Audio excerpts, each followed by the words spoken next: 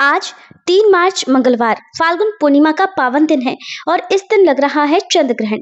और इस दिन लगने वाला चंद्र ग्रहण भारतीय समय अनुसार दोपहर 3:20 से शुरू होगा। उस समय विदेशों में ग्रहण स्पष्ट रूप से दिखाई देगा, लेकिन उस समय दिन का समय होने के कारण और चंद्रोदय न हुआ होने के कारण ये ग्रहण हमारे देश में दोपहर में दिखाई नहीं देगा। भारत में ये ग्रहण तब दिखाई देना शुरू होगा जब सूर्यास्त के बाद चंद्रमा उदित होगा। फाल्गुन पूर्णिमा के दिन लगभग शाम 6:30 पर चंद्रोदय होगा। शहरों के अनुसार समय थोड़ा अलग हो सकता है, जबकि ग्रहण का समापन अर्थात मोक्ष काल शाम 6:47 पर होगा। यानी कि चंद्रोदय से लेकर ग्रहण की समाप्ति तक केवल कुछ ही मिनटों के लिए ये ग्रहण हमारे देश भारत पे दिखाई देगा, और वो भी तब जब ग्रहण अपने अंतिम चरण में होगा, यानी कि ग्रस्तोदय काल में ये ग्रहण दिखाई देगा। हिंदू धार्मिक शास्त्रों के अनुसार अगर ग्रहण किसी स्थान पर दिखाई देता है तो वहां सूतक काल मान्य होता है, क्योंकि ये ग्रहण भारत में भी दिखाई देगा। भले ही अंतिम चरण में दिखाई दे रहा है, इसलिए भी इसका सूतक हमारे देश में मान्य रहेगा। और चंद्र ग्रहण का सूतक काल ग्रहण से लगभग 9 घंटे पहले शुरू हो जाता है, इसलिए दोपहर 3:20 पर ग्रहण आरंभ होने से लगभग 9 घंटे पहले यानी प्रातः काल 6:20 से ही ग्रहण का सूतक काल प्रभावी माना जाएगा। और इस दौरान गर्भवती महिलाओं को विशेष सावधानियां बरतने की सलाह दी जाती है, जैसे कि ग्रहण की कुल अवस्था में जो भी ग्रहण का अंतिम चरण हो उस समय में भी ग्रहण के भीतर ही रहने की सलाह दी जाती है।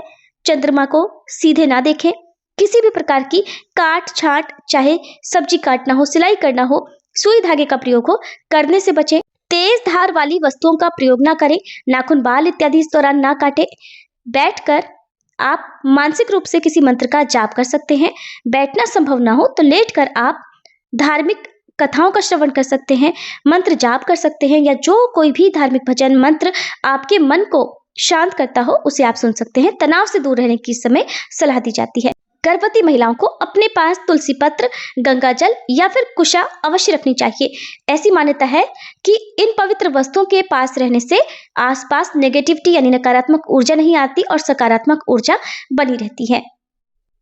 ग्रहण या सूतक काल के दौरान क्या नहीं करना चाहिए, तो इस दौरान भोजन पकाने से बचना चाहिए, भोजन ग्रहण करने से बचना चाहिए, खास तौर पर जिस समय ग्रहण दिखना शुरू हो जाए तब से लेकर ग्रहण के मोक्ष काल तक।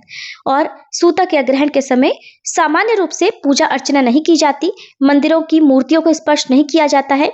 नए शुभ कार्य जैसे विवाह, गृह प्रवेश या कोई भी आपके जीवन में सुख समृद्धि लाने वाला कार्य हो वो इस दौरान नहीं किया जाता है। लेकिन राहु केतु ग्रह की शांति के लिए आप दान दे सकते हैं, कोई खास उपाय करना चाहते हो तो कर सकते हैं। और पितृ संबंधी तर्पण, श्राद्ध या दान आदि कार्य सूतक या ग्रहण के समय करने से 7 पीढ़ियों के पितर तृप्त हो जाते हैं। और ग्रहण के दौरान झगड़ा या नकारात्मक बातें करने से बचना चाहिए, अधिक से अधिक मौन रहने का प्रयास करना चाहिए।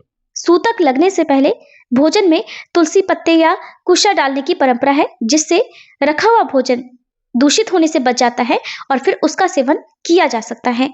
मंत्र जाप ग्रहण काल के दौरान करते रहें, खास तौर पर महामृत्युंजय मंत्र या श्री विष्णु भगवान के या कृष्ण भगवान के मंत्र, चंद्र देवता के मंत्र, भगवत गीता, रामायण या धार्मिक ग्रंथों का पाठ इस दौरान किया जा सकता है।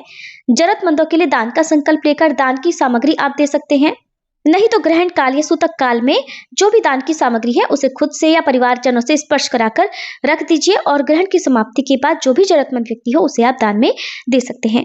ग्रहण या सूतक काल के दौरान बुजुर्ग, बीमार या बच्चों को क्या करना चाहिए, तो धार्मिक शास्त्रों में कहा गया है कि जितने भी कठोर नियम बनाए गए हैं सूतक या ग्रहण संबंधी, उन सभी में रोगी, वृद्ध या बालक इन सबको छूट होती है, यानी कि इनके लिए ये नियम इतने प्रभावी नहीं होते हैं।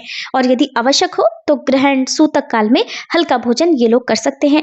दवाई लेने का अगर आपको बताया गया है तो आप ग्रहण सूतक काल के समय में दवाई भी ले सकते हैं, क्योंकि ऐसे लोगों को अत्यधिक उपवास से यानी कम खाने पीने से बचना चाहिए। मानसिक शांति सभी लोगों के लिए जरूरी है। ग्रहण को लेकर तनाव की स्थिति में ना आए।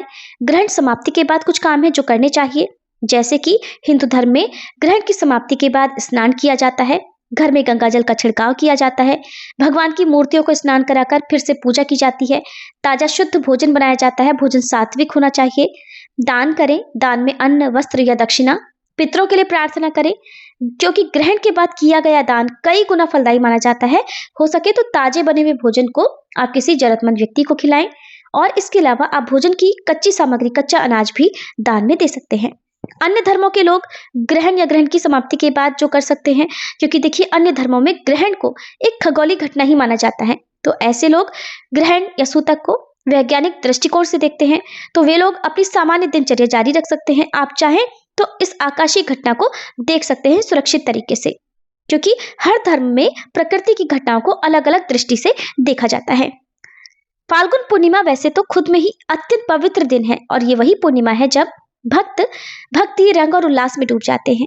चंद्र ग्रहण का ये संयोग हमें आत्मचिंतन, संयम और भक्ति का अवसर देता है। इसलिए इस ग्रहण से डरने की आवश्यकता नहीं है, बल्कि इस समय को आप सकारात्मक ऊर्जा और साधना में बदल सकते हैं, अपने मन को शांत करते हुए और अपने मन को भगवान से जोड़ते हुए। ईश्वर की कृपा से ये ग्रहण आप सभी के जीवन में जो भी नकारात्मकता है उसे दूर करे और आप सभी के जीवन को सकारात्मकता से भर दे। आप सभी के जीवन में इस ग्रहण का कोई भी दुष्प्रभाव ना हो और आप सभी सुखी और स्वस्थ रहें।